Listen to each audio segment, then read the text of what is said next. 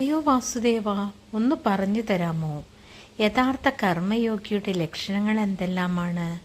അവൻ എങ്ങനെയാണ് ഈ ഇഹലോകത്തിൽ ജീവിക്കേണ്ടത്? കേട്ടുകൊള്ളൂ പാർത്ത.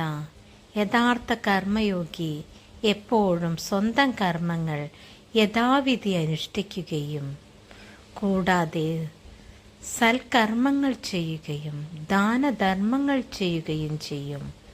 എപ്പോഴും അവൻ എല്ലാവരോടും കൃപയോടുകൂടെയും കാരുണ്യത്തോടുകൂടെയും പെരുമാറുന്നതുമാണ്.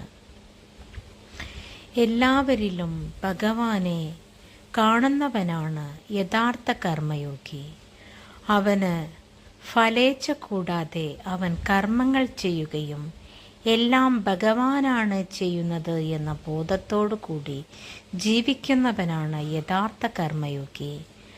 അങ്ങനെയുള്ള കർമ്മയോഗിക്ക് മാത്രമേ എന്നിലെത്തപ്പെടുവാൻ കഴിയുകയുള്ളൂ.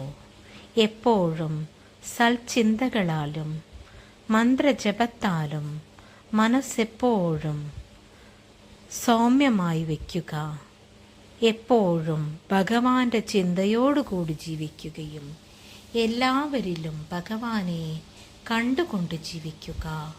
സൽക്കർമ്മങ്ങൾ ചെയ്യുക, പരോപകാരം ചെയ്യുക. എല്ലാ ജീവികളിലും ഭഗവാനെ കണ്ടുകൊണ്ട് ജീവിക്കുക.